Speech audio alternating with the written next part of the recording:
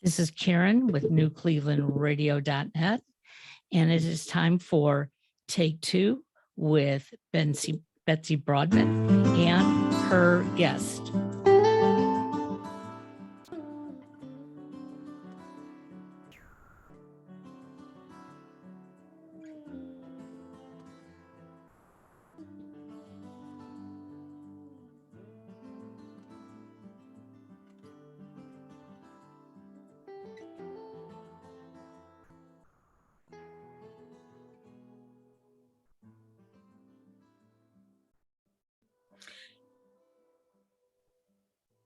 I am so glad to be back this week. This is Talk Two with Betsy Broadman, and my guest today is extraordinary. It's Paul L. Wexler. Hi, Paul. Oh, hi. How's it going, Betsy? It's going fine. 1 second. There's something here in the middle. Okay, there you are. Okay. And I just wanted to say I'd prefer if this conversation is more free flowing. Can you hear me? I'm okay with free flowing, but not like, I know. I just want to make it clear that it's not going to go all over the place, but I have 4 or 5 ideas and I want to just sort of hit them all and just see, but you never know where it's going to go. So let's do that. Okay. Okay. I am game. Okay. So one of the things that is particularly wonderful about Paul, without trying to embarrass you, is that he is uniquely humble and uniquely easy to be with and uniquely hysterical in his own way. He's very, very, I don't want to use the word lovable, but he's very affable and he's very smart. And I'm really glad that you said yes to doing this. I know that you're Jerry Wexler's son, and we can talk about that, but I also wanted to do a lot about you too. Okay. So why don't we start off with a little bit of background, if it's fine with you, to just talk about what it was like growing up with your family, with Jerry as your dad. Well, I'll tell you why I'm asking. So just, yeah. I mean, my father, a lot of people throw the word genius around, but I do believe that in his profession, my father was a genius, and in other ways also, he was a very literate man. He was a man with a deep knowledge about many subjects like boxing, baseball. He was constantly reading American and other literature. He had deep interest in French movies and French cinema, but his main drive was the artists that he worked with and Atlantic Records. And it was, the household was centered around the needs of what it took to run Atlantic. You have to understand that up to the mid 60s, my father did the daily operations. He ran the promotion department. He ran the sales department. He had to deal with independent distributors, which basically meant that you had to get them to pay you after you sent them your records. And he also made records at night with Ahmed. At first, in their first location over Patsy's restaurant in New York, and then at 41 Broadway. And there was always such tremendous music around the house, not just Atlantic, but jazz, country, and all sorts of rhythm and blues was always playing. I mean, the first time I ever heard reggae music was I was driving in the car with my father. He was listening to one of the local R&B stations out of Manhattan, and the Israelites, which got a little bit of R&B play. I have an album right there. It came on. It was the first reggae I'd ever really heard in my entire life, and it struck me really hard. I said, "Wow, this record is so different than everything else that's getting played right now." Of course, I had no idea it was from Jamaica, it was reggae, but this was my first exposure to reggae, and there were a lot of things like that in the household where it was a lot of just different and interesting things. I mean, I remember very clearly the first time he came home from Muscle Shoals after working with great. Aretha there, Mhm. and he had a rough mix. It wasn't finished on an acetate of I Mhm. Never Loved a Man. Mhm. And I just remember hearing it for the very first time, the first time I ever really heard Aretha, and it was stunning. You know, No kidding.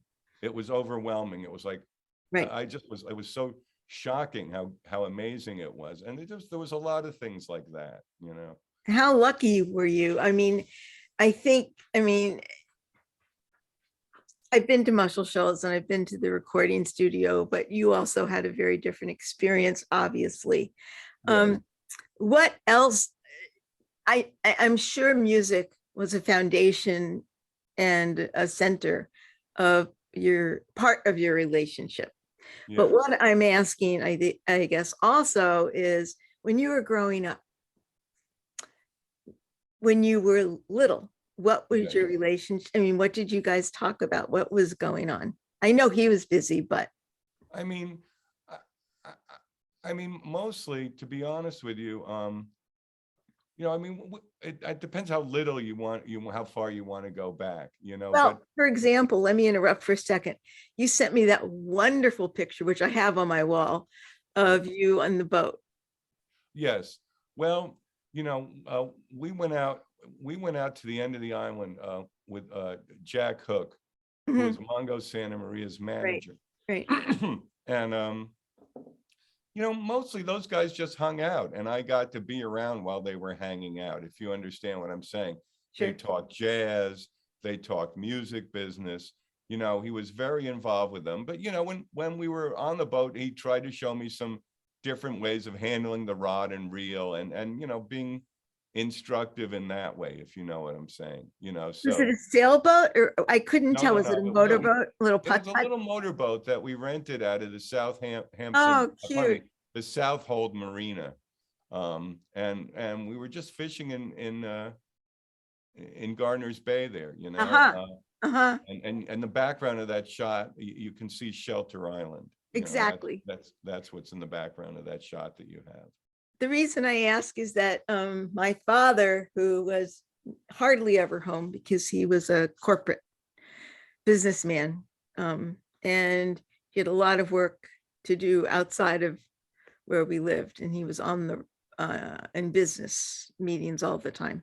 Yes. One of the things I should say in the beginning, before I got very political, that we could really find a place to talk. And that he actually, I never saw this, he really opened up. A part of him that I never saw was on the boat. Oh, there you go. Yes. Well, you know, he could relax, you know, when he was out on the water.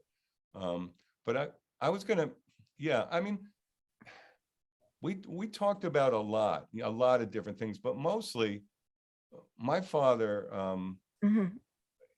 he would impart knowledge. That's what he would do mostly, Right, because right. he had so much knowledge to impart. And being around him while he talked, it helped train me about how to think. You know, I mean, that is one of the most important things that he gave me, you know, because he was a brilliant. He had insight into so much, and penetrating insight. And you know, I was he let me put it this way. I was fairly political myself. My first march against the war in Vietnam was in 1967, and I was only 13 years old when I attended that march. And my Me father too. didn't really believe in Yeah. marching. He didn't think it was going to help. But he had his own thing with the left, you see, because his mother had been actually a member of a communist party in like the 30s and 40s, Where which did is she grow up? well, she came to New York when she was 3. And so even though she was an immigrant, she grew up as an American because she was here young enough, Yes. my grandma Elsa. And she was a tremendous influence on my father's life, a very brilliant woman, very strong-willed woman. Mhm. And she adored my father. She did. And so, but he saw the party as something that he wasn't interested in. You know, he looked at them and said, well, these are people that want to control how you think. They want to tell you what to read, and whatever their political goals are, he wasn't down with that sort of thing at all. Sure, sure.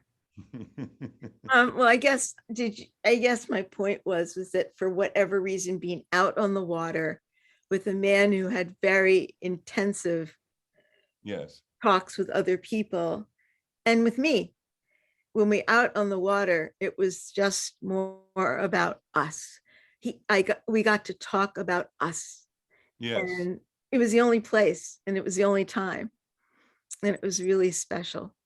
We connected in a different way, I guess, in a much more natural way. I mean, I would say that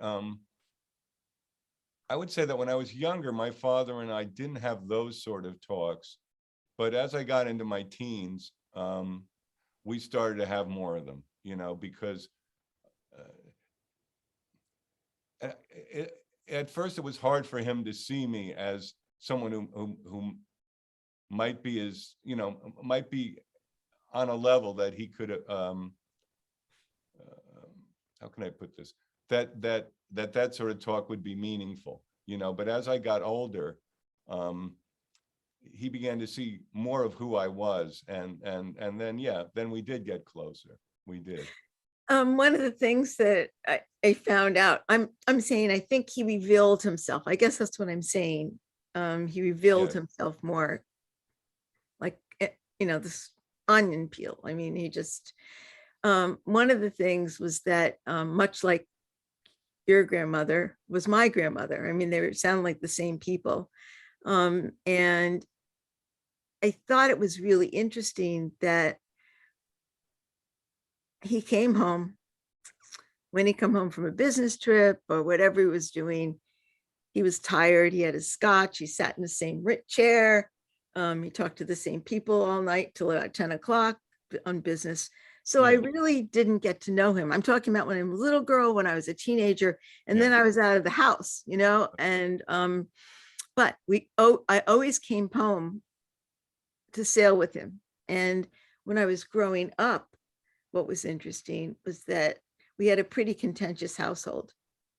Yes. So it was the way that he could get me alone. Ah. And he actually revealed a lot of things that I don't think he ever talked to any other people about. And I really treasured those moments. Did you have any of those talks with your dad?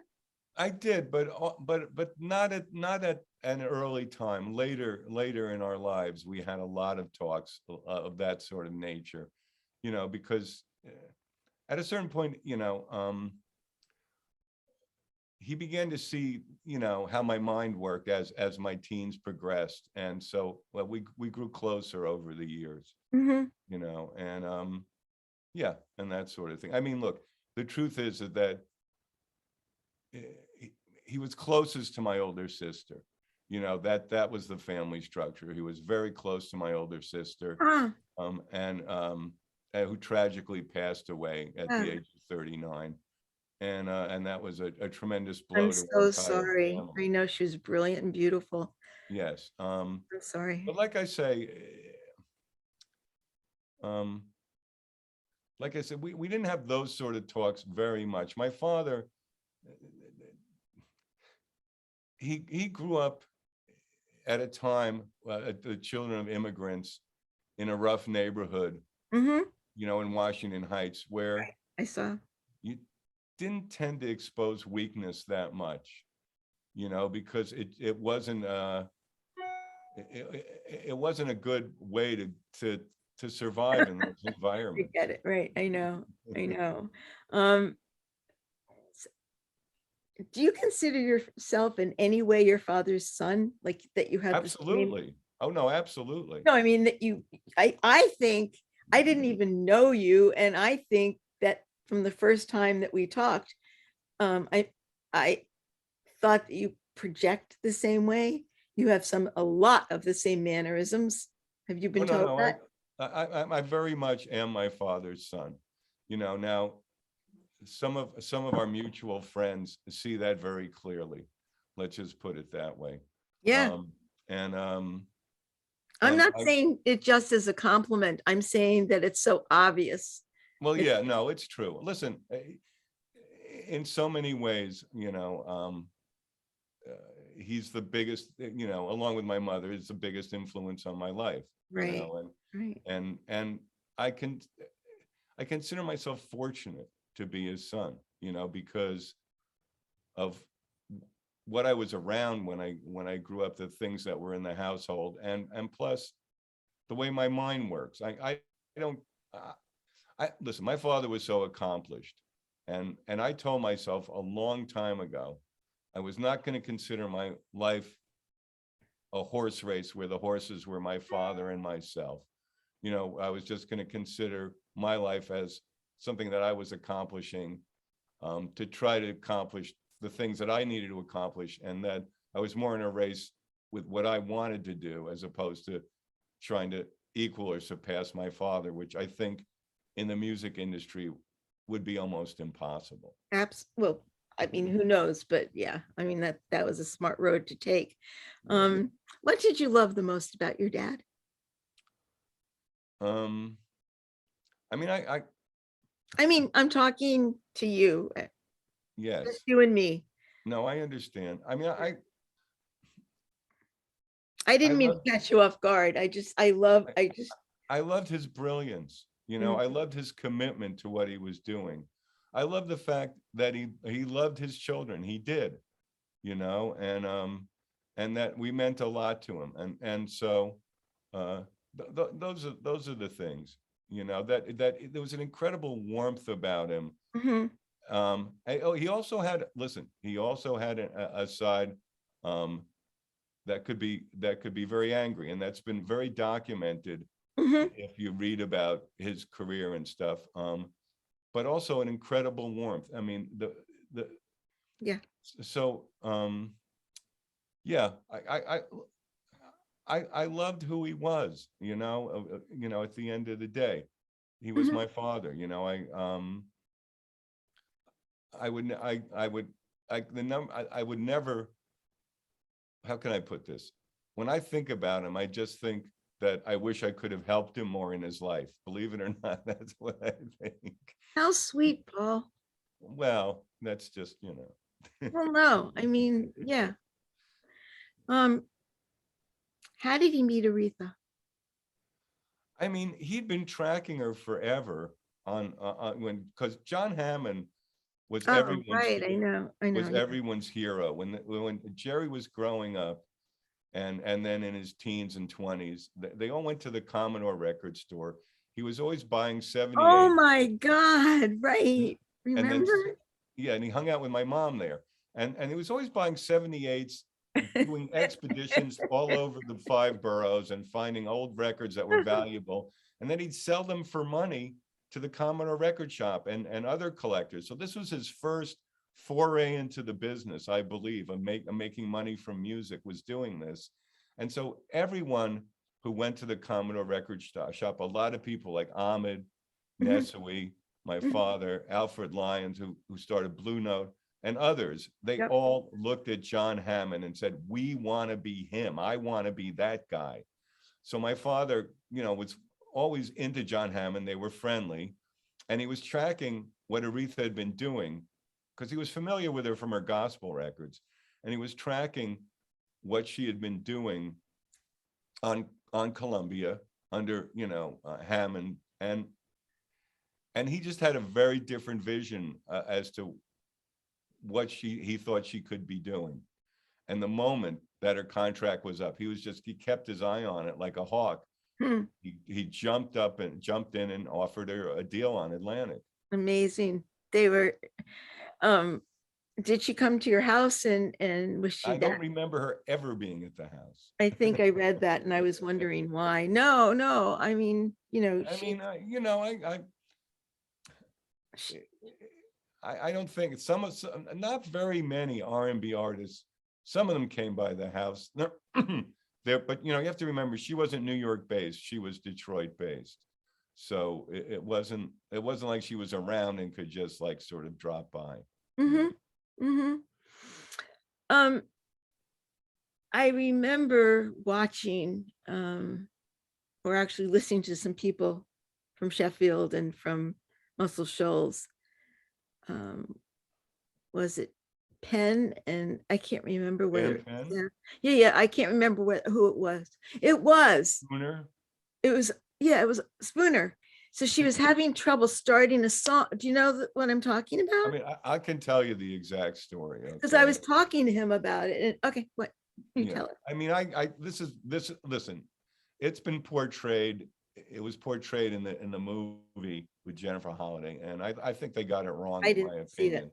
Sorry. What happened is that they were trying to get a handle on the song "I Never Loved a Man," and they couldn't do it. Everyone was like, "I don't know what to do," and they were trying to get an approach, and it wasn't coalescing. And then Aretha, she sat at the piano and she played a few chords, and everyone was like, "Oh, okay, now we know what to do." And that's when Spooner came up with a lick that introduces the song. The Okay? beginning. Dun, dun, dun, Yeah, yeah. the intro lick. That's what And, he said anyway. Yeah. so that's basically what happened. I mean, she set the tone, and these guys were brilliant, and they followed, but that lick is Spooner's, though. Yeah, the beginning. Yeah, The intro. Yeah, that intro was lick, that lick. sets it. But she said that she had it, what did she call it? Wasn't head music. It was guest music. I can't remember, but she has a term for it. I'll write you. But it was when you have an idea in her head, when she had an idea and a tune in her head, but she couldn't get it out. Yes. And then she finally got part of it out enough that Spooner took it. And the fact that they had that kind of chemistry and they really hadn't done anything was amazing to me. Well, she putting her at the piano was the crucial thing that changed everything. Yeah. It's something that CBS never did, and so you have to say that the stars really aligned, when Jerry worked with her, with Tommy Dowd, Mm-hmm. and later, and with the producer at Rick Hall out of Muscle Shoals, the Oh, yeah. producer engineer, who was a brilliant cat in his own way. And Yeah.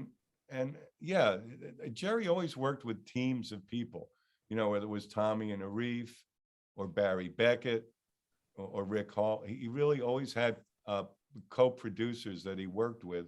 Mm-hmm. But I do believe at the end of the day that that these teams are what enabled these great records to really become realized. Right. So everybody brings their own synergy, and yeah, I get it. So did you go down there? And I believe you did, right? I mean, remember. I've been down there a few times when my father had sessions. He was working with Kim Carnes a couple of records before she did Betty Davis Eyes, which was her huge smash. Right. And he called me up. I was out in California, like I am now in the Bay Area. And he said, "Do you know any good mandolin players?" Because there was a song he wanted a mandolin player on. And I happen to be friends with David Grisman, Oh, is wow. one of the Yes. greatest American mandolin players of all time. And I said, yeah, I flew out with David, and we attended the session. David did his overdubs. There were some other overdubs. So that was the first time I was down in Muscle Shoals. And then I came down for the second Dylan record, Saved, and saw Wow. some of those sessions, which was also very exciting. And You're so God, you're so lucky. well, to be honest with you, being at someone else's session, No, I it's mean, not always. I'm sorry, can I interrupt Yeah. for 1 second? I'm sorry. I know I do this too often. I do. No, I don't mind. I don't want to be rude. It's the synergy that you've picked up, that you can pick up, and sitting in and listening to a lot of those people, Yes. really, whether I'm not saying it's true. My sense is that whether you realize it or not, you always absorb it, and it always goes somewhere. where it comes out later? I mean, of course, I mean, I always say that one of the great things of being my father's son is the music that I got to listen to. What a gift. Yeah. It's a tremendous influence on me, and it informs a lot of what I do. When did you start playing your own music, which as you know, and without trying to embarrass you again, I absolutely love. Well, I mean, the I stuff that played I've a heard. little bit as a child on the piano and trumpet for a few years, but I never really became inspired by what I was doing. I never really locked into it, and I stopped. I didn't continue it. And now, about 23 years ago or so, Mhm. I told myself, I said, you know, you've got music running in your head all the time, and you're always thinking about music, but you can't deliver a tune. You can't play an instrument. I said, you really have to try to engage with this now. And so I picked up the trumpet. I had my trumpet professor, Volker Getz, was himself, his professor was Stockhausen's son. Whoa. And I seriously really worked on my trumpet chops for about a year. But I realized that I wasn't getting what I wanted out of the instrument. And I also realized that I wanted to sing. And so I switched to the keyboard. Mhm. And pretty much I started practicing, you know, every day once I got the keyboard for several hours a day. And I was living out in Western New Jersey at the time. And so I started finding nursing homes where I could perform. And I found this one place where I played every day, apparently once a week, whenever I was in town, a different set. So sweet. I was there, I played like for about 10 years, you know, and that's kind of, you know, there weren't that many clubs available out there. So this is kind of where I, you know, began to fail in public so I could start succeeding. I doubt that. The band that I heard of the music that you sent me, Yes. how did you find them? I mean, you guys are so interesting in of Well, yourself. I mean, I asked you who this person was. They're amazing. Are they accomplished? the drummer Robbie Bean, and the bass player, I found them at the same location but different trips. There was a place in Berkeley that used to have, before COVID, used to have a lot of live music, and it's a pizza place, and but they would open their doors and they'd have live musicians, and I noticed that it was always very good musicians. So I started going there just trying to find musicians to work with, and I found Robbie being the drummer through a recommendation. Yes. I found Alex Baum just by, you know, he was there, and I asked him if he would, you know, do some work with me, and so we started playing together, and we've been playing together, you know, for about 4 years now. And who is your incredible guitarist? I'm sorry, he's just insane. Okay, the guitarist on that piece, I've done a live show with him. His name is Peter Harris. Okay. He's a Bay Area musician. Back in the day when John Cipollina, the lead guitarist, Quicksilver Messenger Service, passed away. I loved. He was in John's chair in the band that was Quicksilver, and that, you know, permutation of Quicksilver. And so he has a mastery of like the San Francisco thing in a really brilliant, original way. I didn't pick up on that. I thought his stuff was so tasty. So yeah, he's a great player. He is. I'm lucky that he enjoys playing with me. Is there a way we can play anything from that? Yeah, I think I'm set up here. So I'm going to start with an original song called Persistence. So I hope you guys like it. Here we go. Hang on a second, just one second. Don't worry about it. Well, it was making noise. I don't want it to make more noise. Here we go. Okay.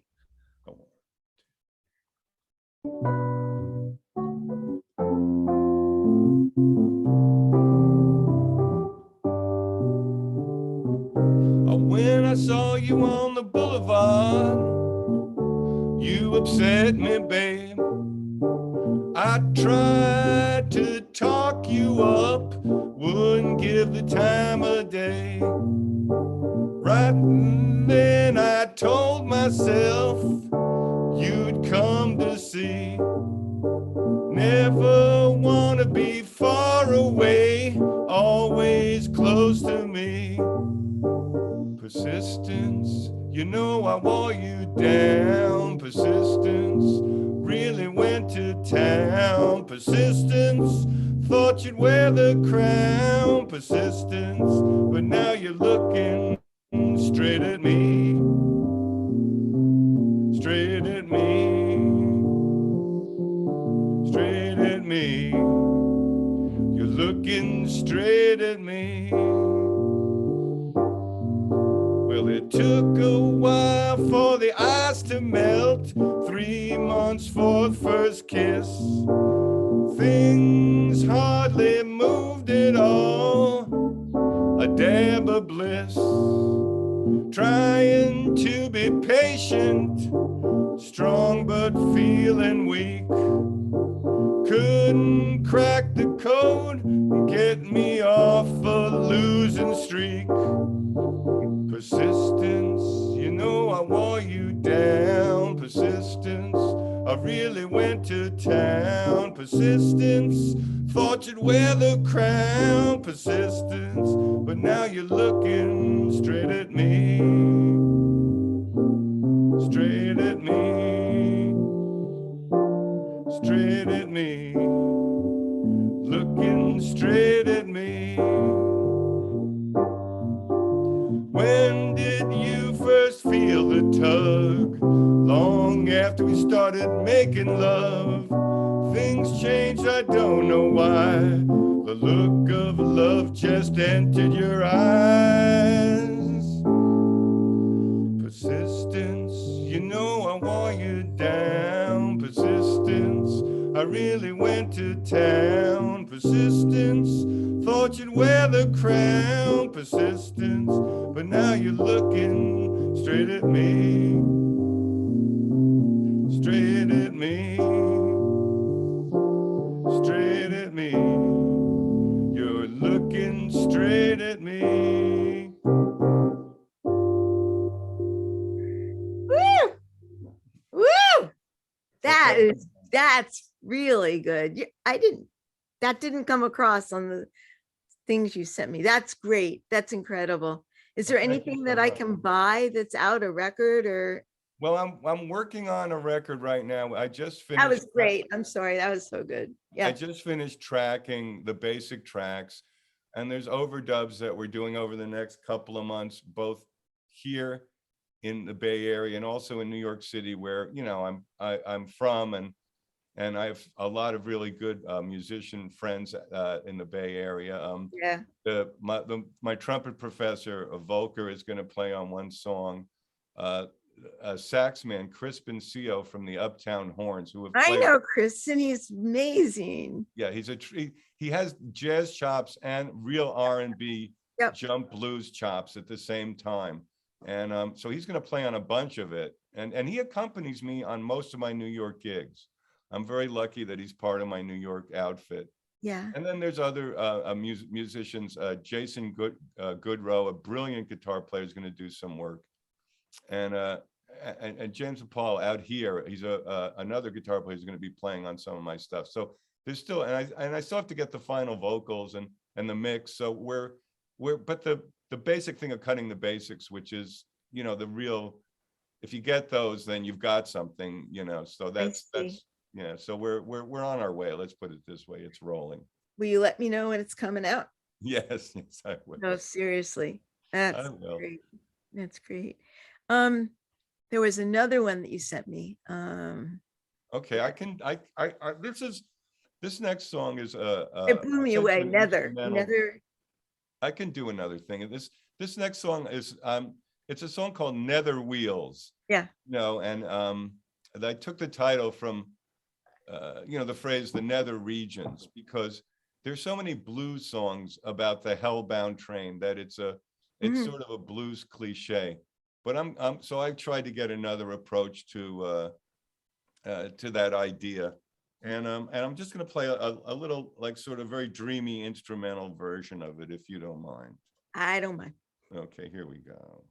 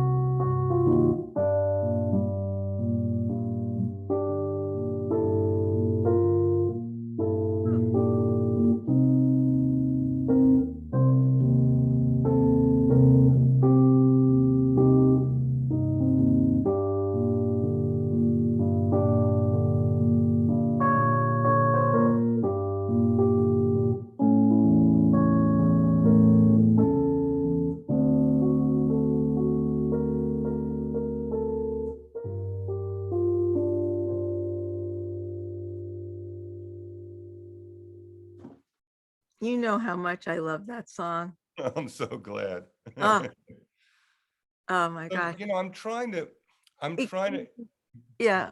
my palette musically, and working with these with these guys has helped a lot, because Alex has Alex Baum has real jazz chops, Mhm. and they're both highly trained musicians, and so there's different little things that I've tried to include, that I'm trying to pick up on, that I'm including in my repertoire now, that I used in that piece.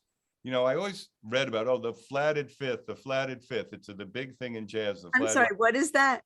Well, it's basically a note where, I mean, I instead of could say, yeah, but I don't know what it is. well, I could show pretty simply. Thank you. If you have played the C chord, you have the 1, the 3, and the 5.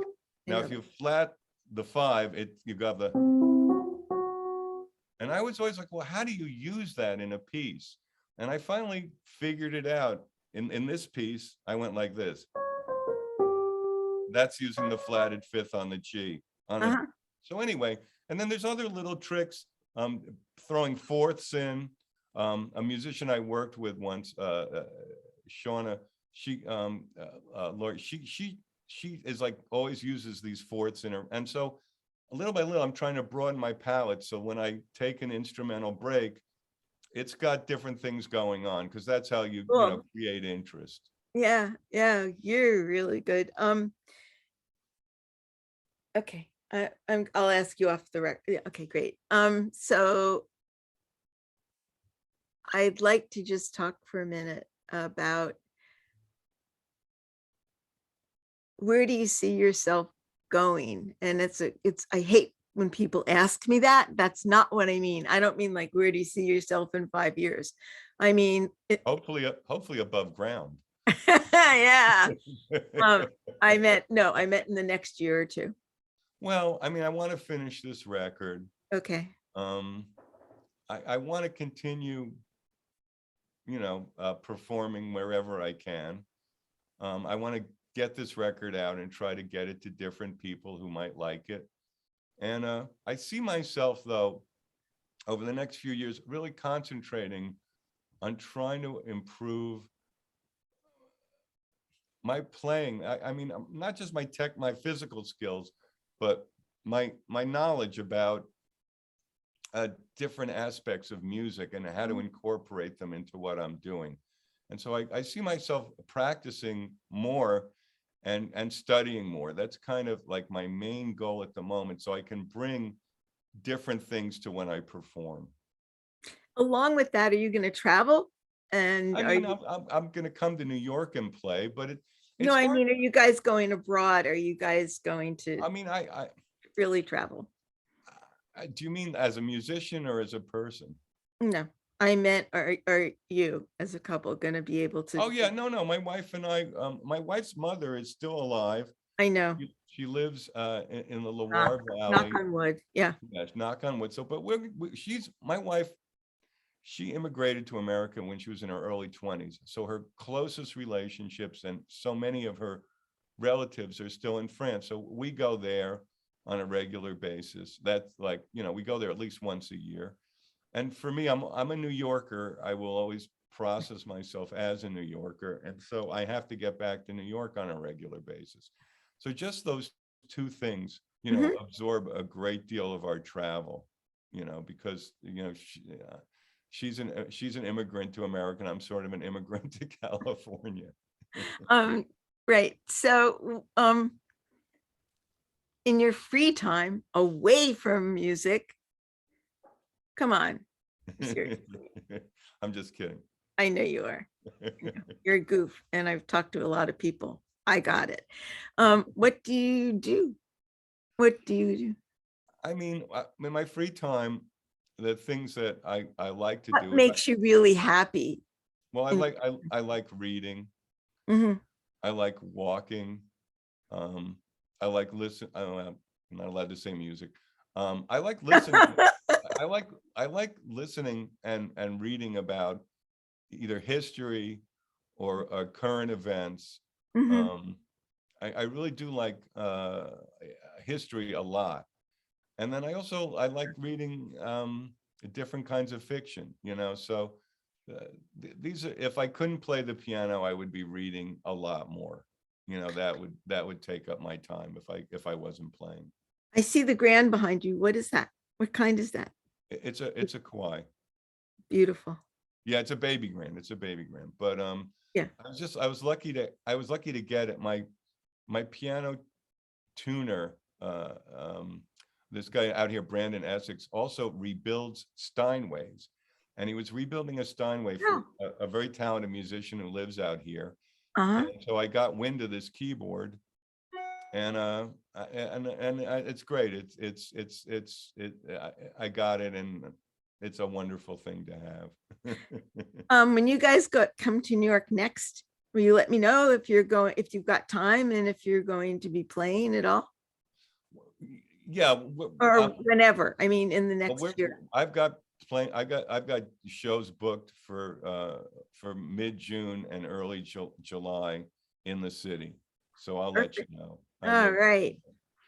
Well, it was really great talking to you today. I hope we can continue this in a few months. I really, really am glad that we got to know each other even that much. It's been a real pleasure. It's been a real pleasure. Well, thank you for having me, and we're going to continue to chat on and off Yep, for sure. the show. Yeah. Take care and Okay, have a thank you. good weekend. Okay. Bye-bye, Paul. See ya. Talk to you. Bye. Okay.